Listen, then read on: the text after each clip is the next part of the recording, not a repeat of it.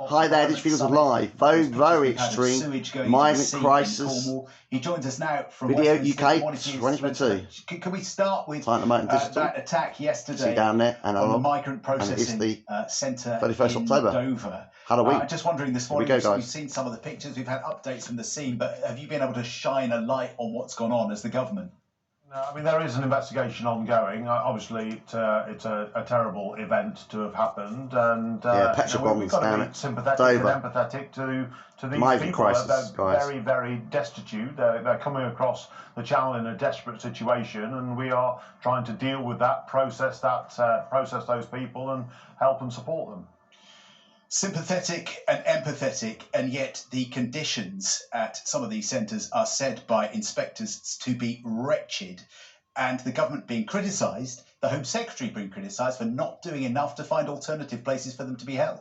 Yeah. There is a scheme that we're working with local authorities, so I think we've put over £20 million into that scheme to work with local authorities. But let's not lose track lose sight, if you like, of the people who are at fault here. These are basically very, very vicious people who are putting vulnerable people on small boats, on unseaworthy boats, putting them on the channel and sending them across at the same time as taking their life savings for that privilege. So we have to break that model. We have to break the model of those very vicious people that are exploiting the most vulnerable people in the world. But until that model is broken, we have to deal with the numbers coming in, don't we? Nearly 1,000 people crossed the channel just on Saturday this weekend. And as a result of that, the Manston Detention Centre, built to deal with 1,000 people, has now got 4,000 people inside. Wow. Yeah, so we've got to process those people as quickly as possible. We've got to try and make sure that we can work out who is a genuine asylum seeker and who could be returned to a safe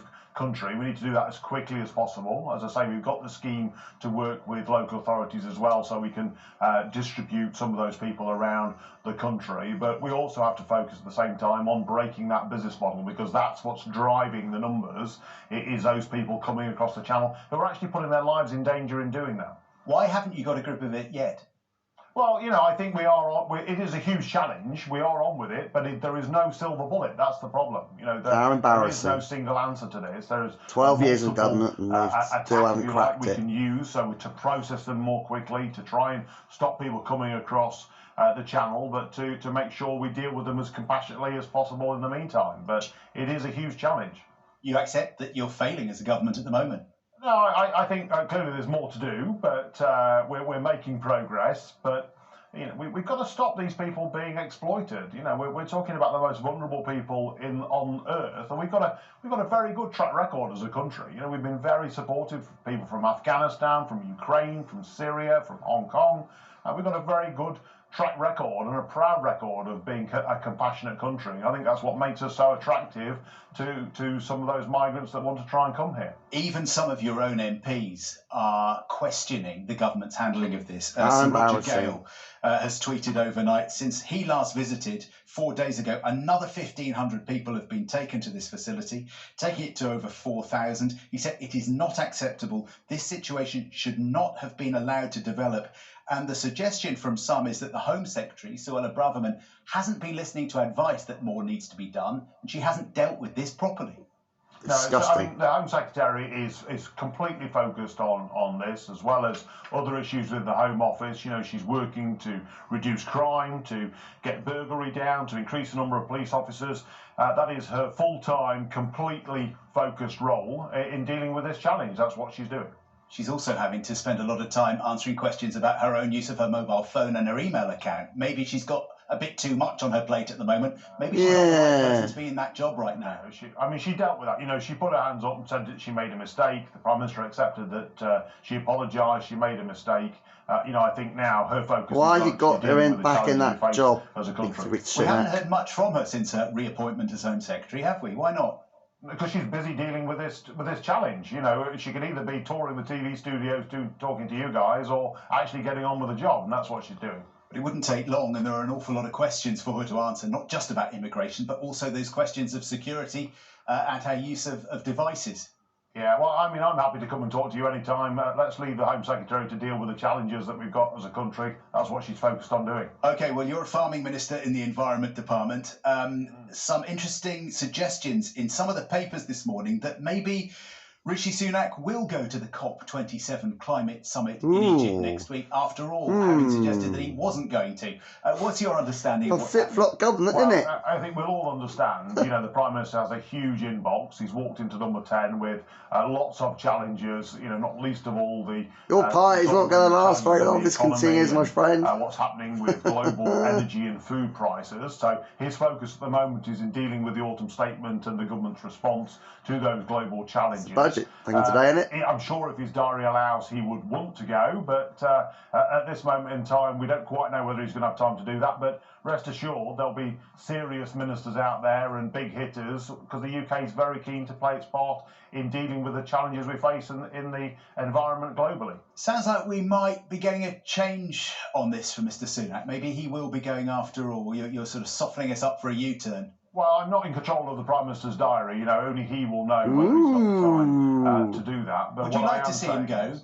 Well, I mean, if he's got time to do that, only he knows what's in his diary. But what I do know is the government takes this very seriously. We want to be leading the world, as we have done for many years, on this topic. And we want to be in there and making strong representations to other countries to come with us on that journey and lead the way. Of course, another area of your brief, environment, is our waterways, our coast. Yeah, they were a terrible state. That have come into us over the weekend from Cornwall. Another incident of sewage being pumped into the sea. I'm sorry, it's not a very pleasant thing for people to look at this morning, but clearly it's important, isn't it, that we oh my God, I went swimming there this year. That's madness. Users are having to gross. Southwest Water have said that a storm overflow was triggered because of heavy rainfall. But local people have told us that the rain wasn't that heavy over the weekend and that this simply should not be happening. What do you think of when you see these pictures? Toxic, disgraceful. It's something that we need to stop. It's something that we need, but it is. You're not going to stop it. Here we go, Pinocchio. It is quite a challenge to deal with that volume of water within those sewage facilities. We don't care. Actually, we can all help, you know, as individuals. If you check where your downright goes, your water spout off your roof, it's very important that it goes into a top water drain and not into the sewage system. So actually, one of the challenges is as people build an extension on their house or put a conservatory up, they drop the downright into the sewage system and not into a soakaway or into a top water drain. So one thing you could do as an individual is check your own downrights. You're all hokey-nokey. You know, as an industry, though, I recognise... I was going to say, what can you as a government do? Because you've been in government for 12 years. This doesn't seem to be getting anywhere. Yeah, my care isn't getting any better. Been caused by a massive storm. Shame on your party. What are you doing about it? It's getting better. Nothing. So number one, we're actually measuring this now so we can know and we can determine whether we're making improvements. We've actually increased the maximum size of the fines that we can now issue to these water companies, and we're making sure they're investing billions of pounds, and I mean billions of pounds, in trying to solve this challenge. So, you know, we all acknowledge that we have to do it, but it is a huge problem because you're the problem. There are lots of you're a brick wall. Your party is. Which that sewage needs to be dealt with, but we are making some progress. I acknowledge we need to go a little bit quicker, and we're working with the water companies to try and do that. Okay, but look at these pictures. Doesn't look good, does it? Can you really say things are getting better? We're embarrassing. Well, so the number of times that France happens is reducing. Or so Belgium. Clearly, one incident is one too many, and that's where we need to get to. Or Spain. We are reducing the amount of times that happens. Or and Italy. we're now measuring, so we can actually document how we are improving and the number of times that is reduced. But you know, it is not acceptable. We don't want that to happen. Nobody wants that to happen. But we're working with the water authorities to try and prevent it in a shorter timescale as possible. As farming minister, I'd also just like to ask you about avian flu. We've had 3 million birds culled already this year. It's looking like we might get another nationwide ban on outdoor birds. Is that likely to happen now, do you think? Oh dear. Well, I think it's something we're taking very seriously. It is a huge problem. You know, we're losing lots of wild birds to avian flu. We need to make sure that the biosecurity of those commercial units is as tip-top as it can be. But we're losing too many, and that is a challenge for the future. Another bird. Do people need to be worried about their Christmas turkeys? Well, so at the moment, we haven't lost anything like enough to have an impact on that. But that's why we need to improve our biosecurity so we can all have a turkey at Christmas. The industry is actually very robust and has measures in place that will make sure we all get a Christmas turkey this time. We spoke to one turkey farmer on breakfast over the weekend who was saying what the government needs to be thinking about now is a vaccine programme. Good one. I mean, that's quite difficult to work out internationally. We are talking to international partners about a vaccine programme. I think, unfortunately, my understanding from the chief veterinary officer is that the vaccine that exists today isn't that good at preventing the avian flu that we have today. But long term, I can see that is the solution that we need to get to. We saw what science was able to do to us, and help us through COVID. We need to do the same for avian flu. And science and technology is our friend, and that's why I'm introducing the precision breeding bill, or we're finishing off the precision breeding bill today in Parliament, making the most of agri-technology in the United Kingdom. Mark Spencer, thanks for joining us on BBC Breakfast. There you go. You've heard them. You saw it. Great. So what do you think? If you like this video, please a thumbs up. Subscribe to my Sun Gems. Yeah, subscribe to my Sun Gems. Please put a comment below in the box and let me know what you think about this. Well, MP, what he said. Well, thanks a lot. Hoo-ha. Thanks for watching the video. Please a thumbs up. Subscribe to my Sun Gems. Bye.